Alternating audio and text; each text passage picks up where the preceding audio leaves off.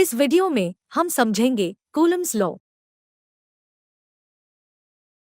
Coulomb's law, जिसे French physicist Charles Augustin de Coulomb's के नाम पर रखा गया, ये प्रिंसिपल इलेक्ट्रिकल चार्ज के बीच मौजूद फोर्स को डिस्क्राइब करता है।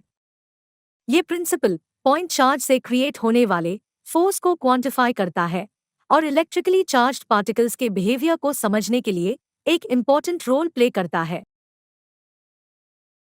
कूलम्स लॉ को हम ऐसे डिफाइन कर सकते हैं। Coulomb's law states that the force between any two charged particles is directly proportional to the product of the charge, but is inversely proportional to the square of the distance between them.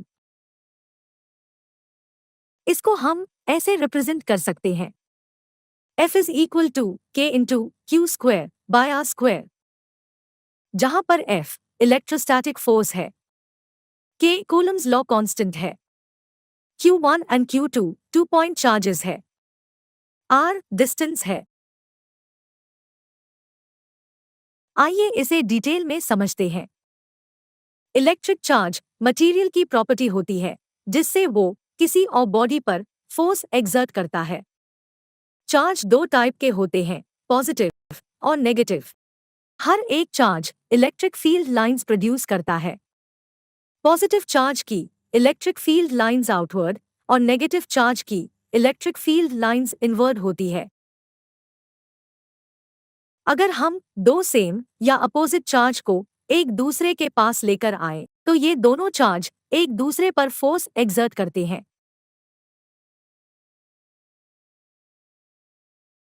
Coulomb's law के according दोनों charge के through लगाया गया force charge के product के directly proportional होता है और डिस्टेंस के इनवर्सली प्रोपोर्शनल होता है।